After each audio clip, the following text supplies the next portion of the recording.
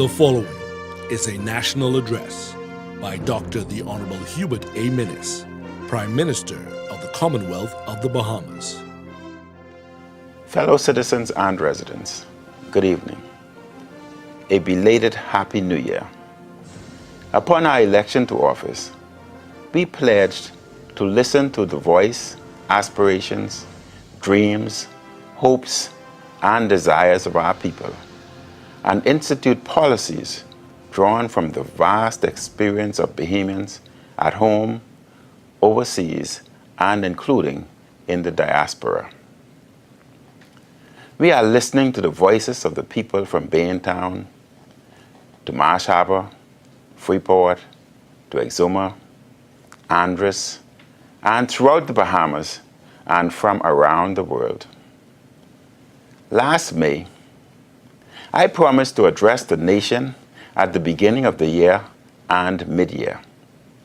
Tonight, I report to you on the work of the government since May.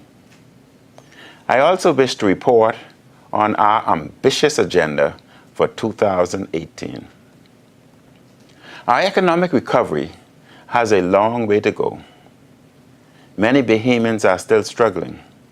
Unemployment remains too high. But despite the long road ahead, recovery has begun and there are positive prospects on the horizon. We are making progress. Our first mission was to stabilize the economy and public finances in order to avoid a further downgrade by credit rating agencies. We still have a way to go to improve our fiscal health and to get our financial house in order. Through discipline and careful financial management, we are steadily improving public finances, reducing waste, and addressing corruption by public officials. To protect our financial service industry, we took decisive action to avoid being blacklisted by the European Union and the Organization of Economic Cooperation and Development.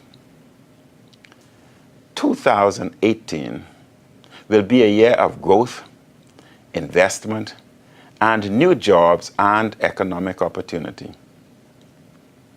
My government's major economic priorities are job creation, opportunities for entrepreneurship, business development, and promoting the ease of doing business in order to boost investment and improve productivity. The Ease of Doing Business Committee, which was appointed soon after our election, has made a number of detailed, significant recommendations to streamline various government regulations and processes. My administration will aggressively respond to these critical recommendations for government reform and modernization.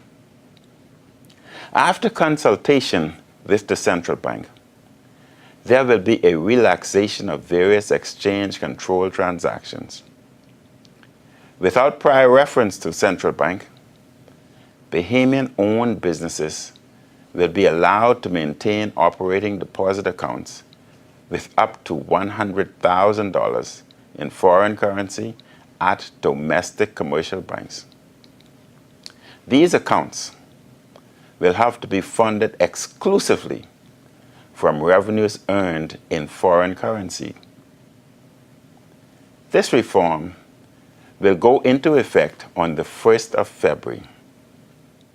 To streamline the business license process, the Department of Inland Revenue is launching an initiative to make the business license approval process faster and easier by creating a single point for submission of all applications related to the opening of a business.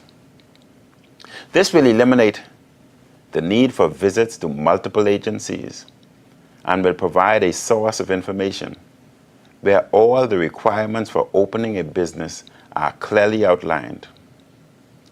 The department is running a pilot program and the new process is expected to be rolled out in the coming weeks. The government has engaged a leading firm to suggest options for tax reform, which will help to rationalize government finances. Fellow Bahamians and residents. In the tourism sector, Bahamas launched a new global marketing campaign in November. Grand Hyatt Towers, which opened last year with 1,000 rooms, now has 1,800 rooms available. The SLS at Bahamas opened in November. It is expected that Rosewood will open within the next several months. Atlantis Paradise Island has also launched a global rebranding, and Four Seasons Hotel and Resorts has been contracted to manage the one and only Ocean Club Resort. Other investments in the pipeline include the 100-room condominium hotel and marina at The Point, and a 118-unit condo hotel project by the Wynn Group at Gold Blossom on West Bay Street. We promised to give greater priority to initiatives to enliven and bring excitement to downtown Nassau and execute plans for the continued refurbishment of Festival Place. We are already moving beyond this commitment and examining plans for the complete redevelopment of Prince George Dock and the surrounding areas. We believe that the redevelopment of Prince George Dock is essential for the redevelopment of downtown Nassau. The redevelopment of downtown Nassau must go from east to west and north to south. We promised to launch the rebound of the island of Grand Bahama in accordance with a master strategic plan designed for Grand Bahama, and to establish a tourism signature identity in the marketplace for the island of Grand Bahama. The restoration of the economy of Grand Bahama is critical for the economic recovery of the Bahamas. I am delighted to tell the people of Grand Bahama and the people of the Bahamas that our plan for Grand Bahama is well underway with the private acquisition and management of the Grand Lucayan assets, including the hotels, the golf courses, and the casino. Although this transaction is far from completed, it would not be an exaggeration to say that we will have accomplished in a few months what was not done in a decade. This year, we intend to complete the sale of Grand Lucayan and Memories property. After they are reopened, the economy of Grand Bahama will improve significantly, including with a tremendous increase in employment and related business and economic opportunities. We also promised to focus on the development of Freeport as the focus of an offshore technology hub. Last week, I led a delegation to Austin, Texas, one of the more prominent technology hubs in the United States. While in Texas, we met with several companies that expressed interest in contributing to and taking advantage of the opportunities that are developing in Freeport. We have also successfully negotiated with Bahamas Paradise on the return of the Grand Celebration and the introduction of a new vessel, the Grand Classica, which will bring additional stopover visitors to Grand Bahama. In conjunction with the Ministry of Tourism, we negotiated additional airlift agreement with Sunwing, which should commence this year. The government has recently received an application in relation to West End, Grand Bahama, for the Grand Palm Beach property.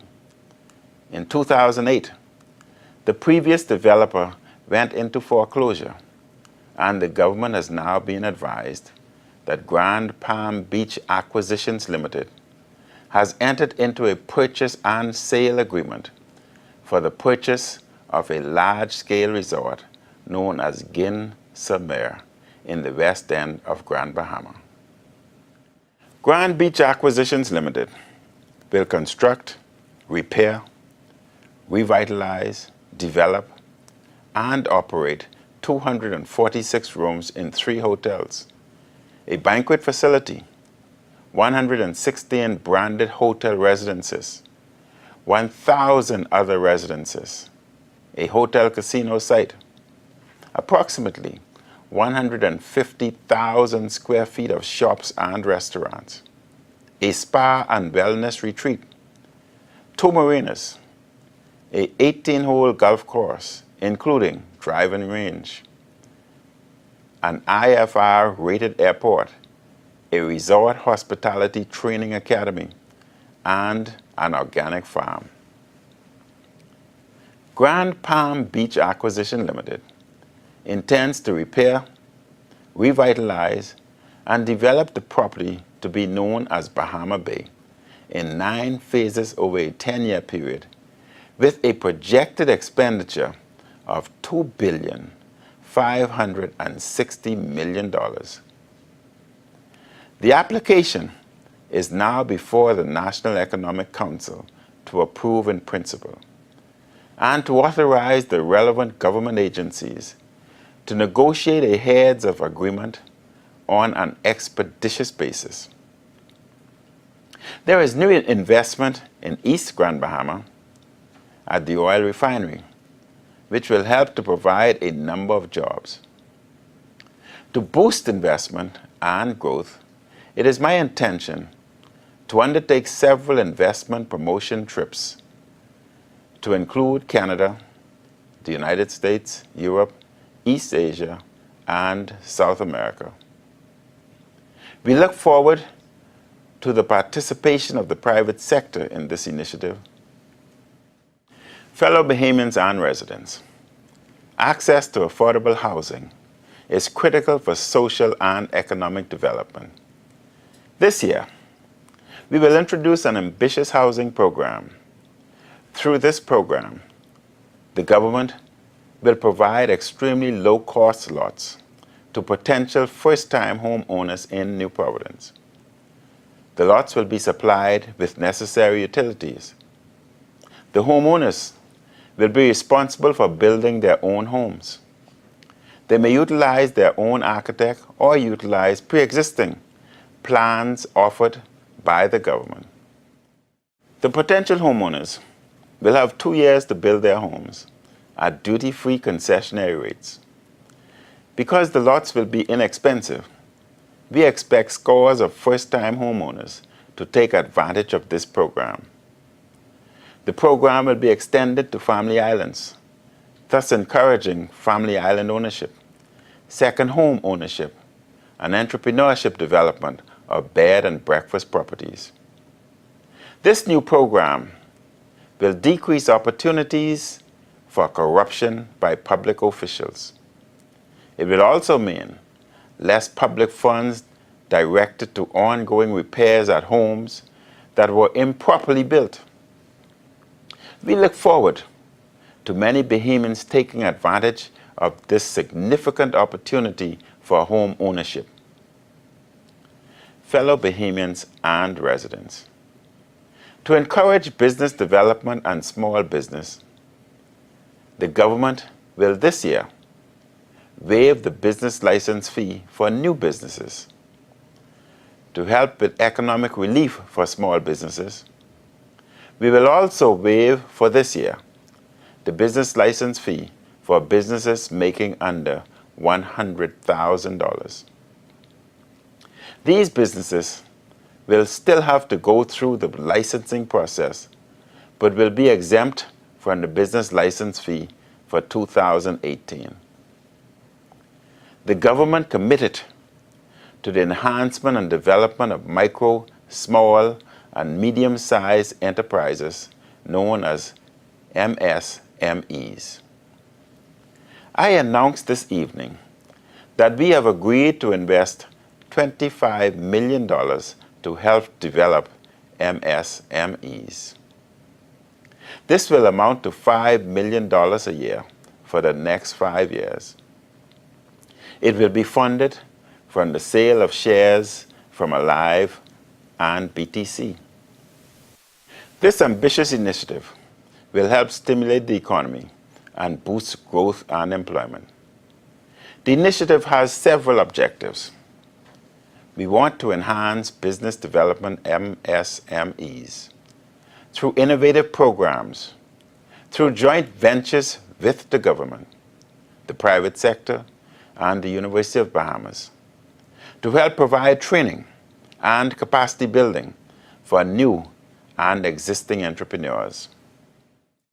The initiative will provide specific support for entrepreneurship and MSMEs development within marginalized groups, especially poorer communities and youth organizations. This will include organizations that participate in the Over the Hill Community Development Partnership Program. If you have dreamed of opening a business, or you are an aspiring entrepreneur, I encourage you to look into this initiative. Our goal is to foster a greater culture of entrepreneurship and innovation, while providing support to existing entrepreneur curricular-based programs like Junior Achievement. We will also introduce financial literacy and entrepreneurship programs in the primary, secondary, and tertiary curricula. Through this initiative, we intend to promote greater linkages between Bahamian MSMEs and the domestic and international segments of the economy. To help stimulate business ownership and Bahamian enterprises, the Cabinet has approved the launching of the Small Business Development Center of the Bahamas just this year.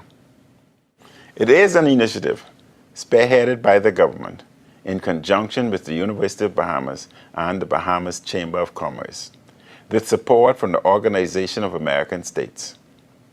This center will provide a resource for all Bahamians to receive advisory and technical support when seeking to open a business or expand their operations. The center will steer entrepreneurs to available funding opportunities through government or private means. It will also assist business owners in navigating through the regulatory and tax registration requirements for a new business. Another bold reform measure by the government was the introduction of the Commercial Enterprise Act. This groundbreaking legislation will help Bahamians at home and in the diaspora in the creation and development of small and medium-sized businesses. The Commercial Enterprise Act encourages both domestic and foreign investment in the Bahamas, will allow for the creation of certain economic zones where deemed necessary throughout the country, target specialized businesses in captive insurance, nanotechnology, computer technology, software design, data storage, maritime trade, aviation registration, wealth management, and manufacturing enterprises. The Commercial Enterprise Act will help to encourage investment in the Bahamas and places a high level of prioritization on Bahamian labor and talent.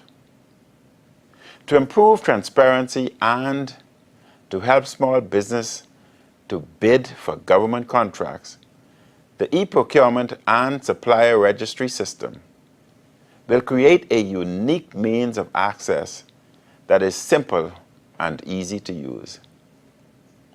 This registry will reduce barriers to access for small and medium-sized enterprises and will allow the entire procurement process to be managed electronically Users will therefore be able to access tender advertising, submit bids, and be advised of the awarding of contracts electronically. The projected date for the launch of this first phase of the supplier registry, which involves business registration only, is February the 5th, 2018. Phase 2, full tendering, will commence mid-2018.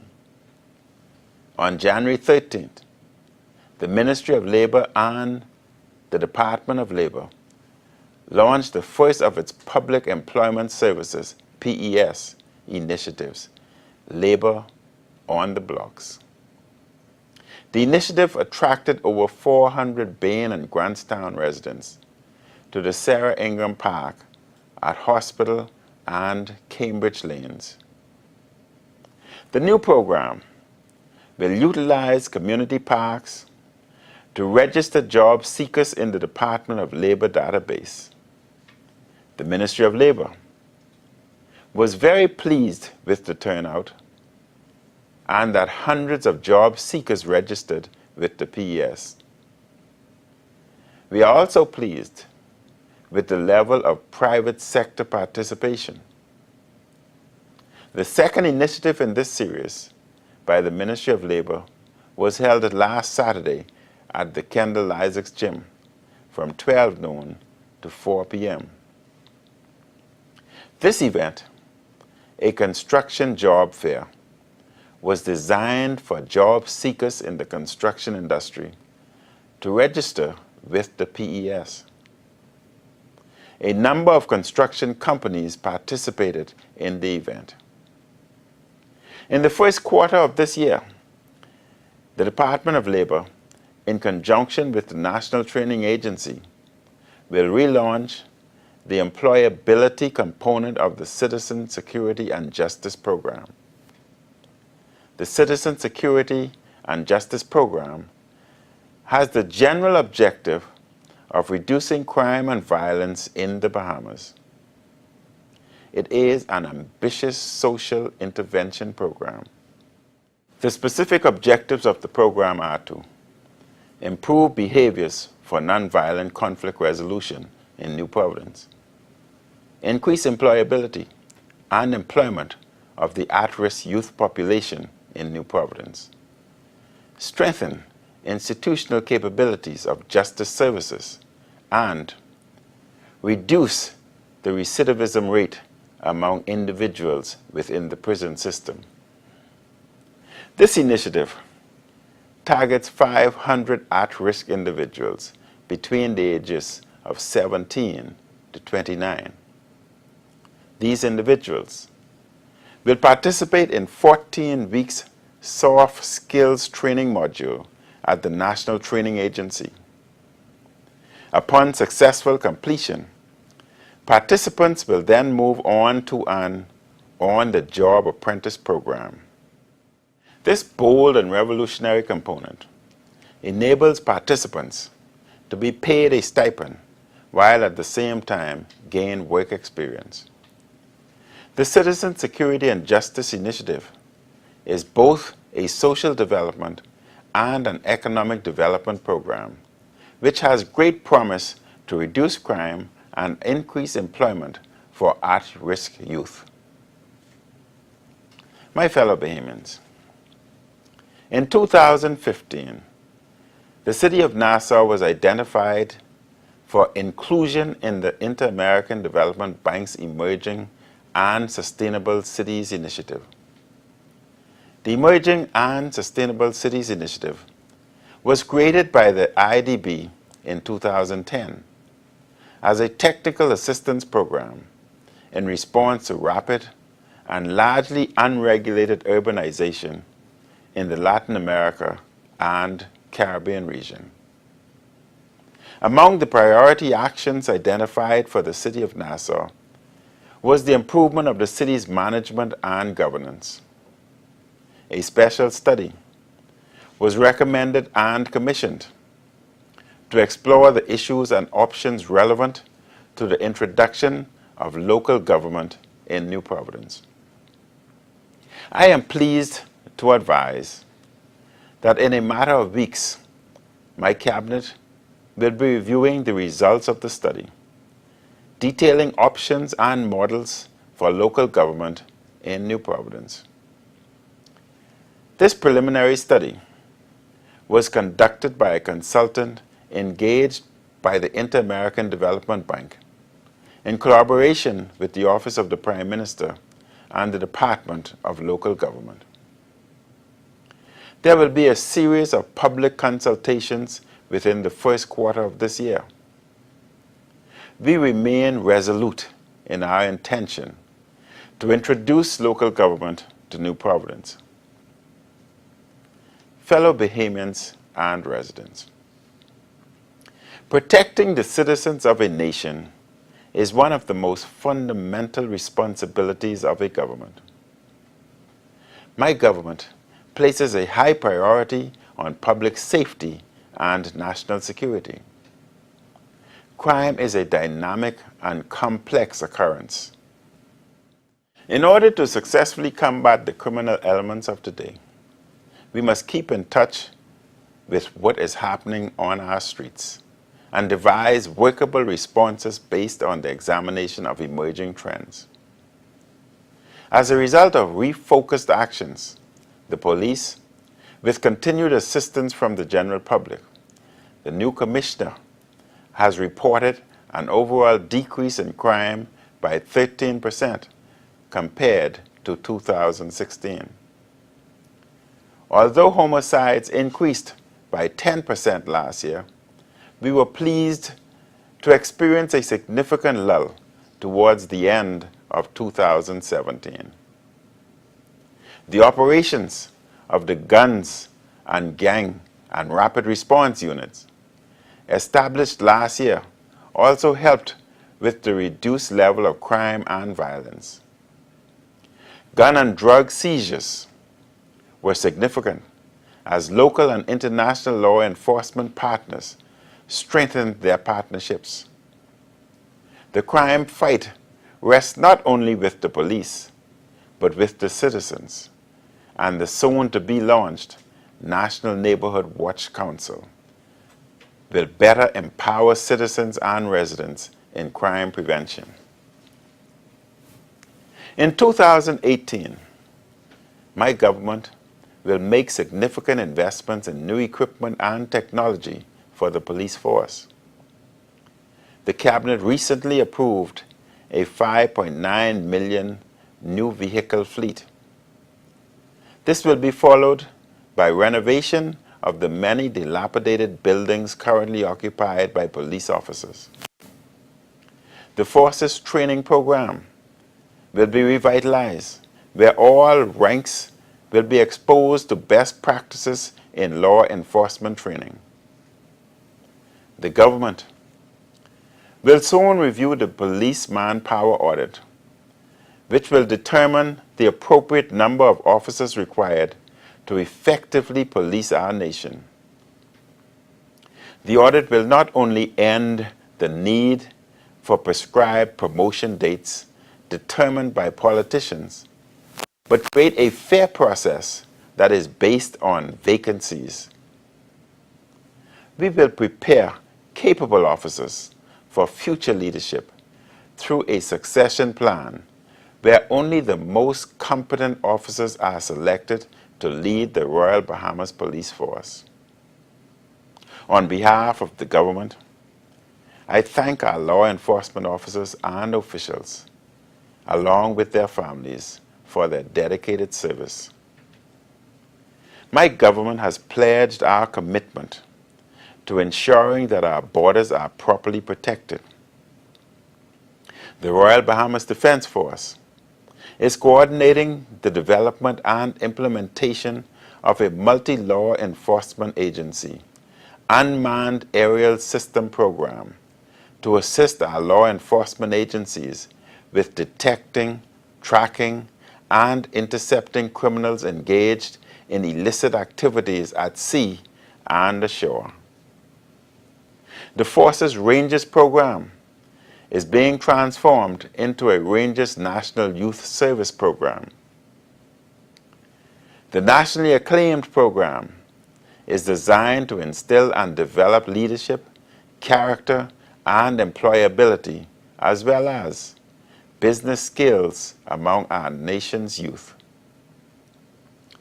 With 33 schools involved in New Providence and 22 schools in 6 Family Islands, the program expanded into North Andros, Eleuthera, and Long Island last year. It will develop partnerships with BAIC, BAMC, and BTVI. Fellow Bahamians and residents, rejuvenating over-the-hill communities is a mammoth undertaking. It will not be completed overnight, but through medium and long-term efforts, over-the-hill communities can be revitalized. Building on previous efforts, including road and infrastructural works by previous administrations, the current government is committed to improving the quality of life and expanding opportunities for residents over the hill. The government is committed to a structured program of revitalization. The building of a new multi-facility community center over the hill will help provide young people with a safe space to do homework or engage in youth development and social intervention programs, including healing, health, and wellness initiatives. The new center will be a hub of activity for the community, providing counseling and rehabilitation services, as well as elder and child care. The center will also provide opportunities for various sports and other activities. The goal is to help more young people to lead healthier lives and to refrain or turn away from gang involvement, enabling them to imagine new possibilities for their lives. The Citizen Safety and Justice Program will be conducted in unison with these efforts.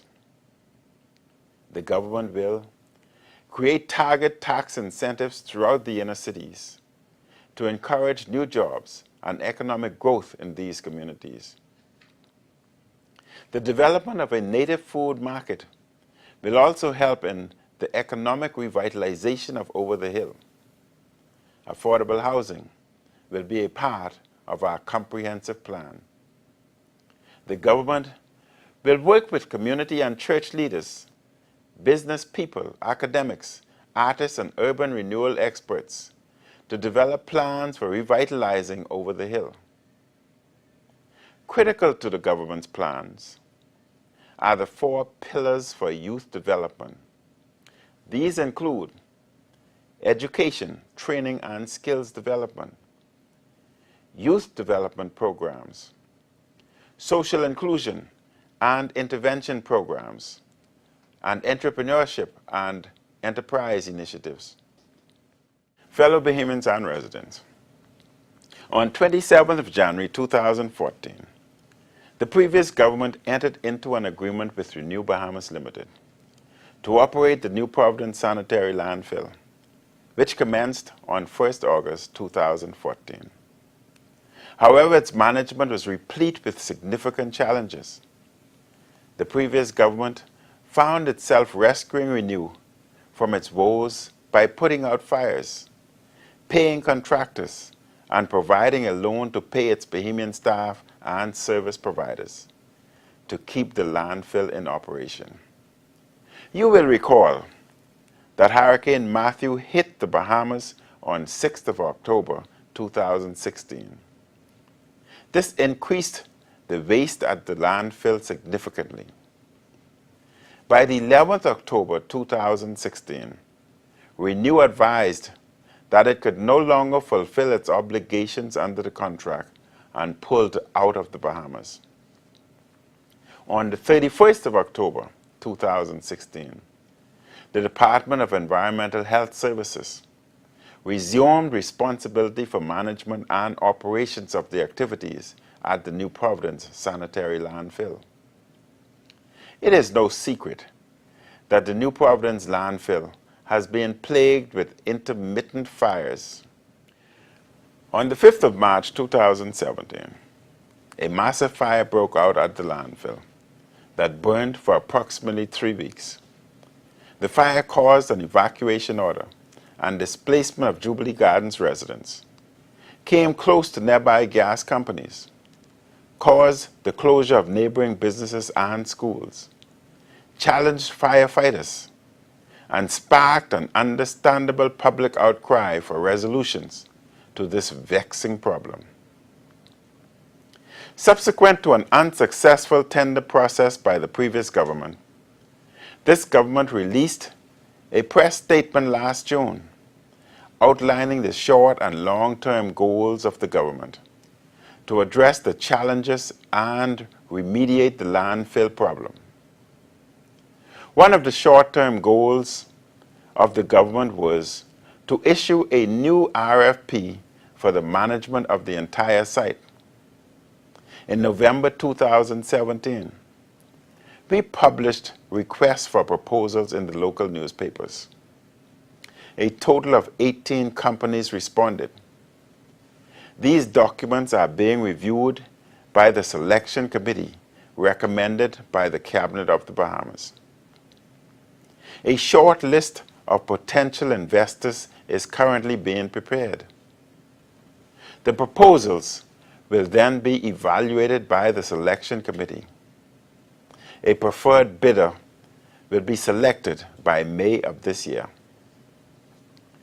Once the government is informed of the results, we will report which firm the government has selected to enter into an agreement to manage, deconstruct, and operate the New Providence sanitary landfill.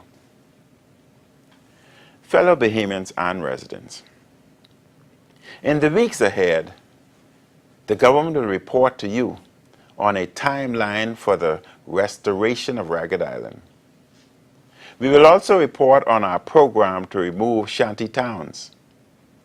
A cabinet committee has already produced a detailed report that has been discussed by the cabinet. The Minister of Works will inform the public in more detail on a scheduled program for the repair of roads in New Providence. During the year, we will also make announcements on energy sector reform and solarization, education reform, family island development, and public sector reform. My government is fully committed to keeping you informed.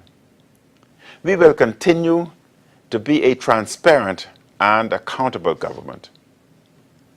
We are a government of service, not entitlement. Unlike some others, we expect members of Parliament to be responsible and to pay their electricity and other bills like any other citizen or resident. Fellow Bahamians and residents, to build a new Bahamas is about more than jobs and economic development. As important, it is about the kind of society we wish to be. Let us commit ourselves to volunteer and be involved in community service. Let us respect each other and act with civility by, for example, obeying traffic laws and by not parking in spaces reserved for people with disabilities. I heard a story recently about a woman who went to relicense her car. A young man approached her and asked if she wanted him to remove the old sticker and apply the new sticker.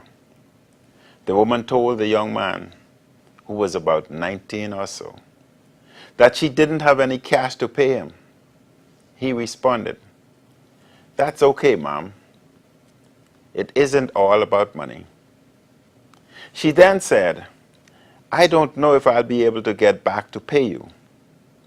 His response, "That's okay. Do something nice for someone else. That will be good enough payment for me." This is the best of the Bahamian spirit. which can be found in many wonderful Bahamians, who are a great promise and gift to our nation. Our great ambition as a people must not only be about economic recovery. Let us aim also for the recovery of civility, the recovery of our social fabric, the recovery of the community, and a genuine sense of the common good. Let me close by thanking my colleagues and our public officers for their hard work and dedicated services. While we have some distance to go in improving our Bahamas, we are well on the way. We are embarked on the important work of reforming, modernizing, and transforming our Bahamas to make us world class.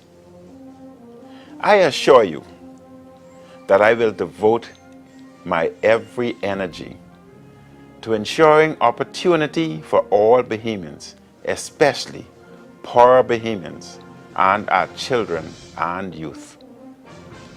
May God continue to bless and guide our Bahamas. Thank you and good evening. The proceeding was a national address by Dr. the Honorable Hubert A. Minnis, Prime Minister of the Commonwealth of the Bahamas.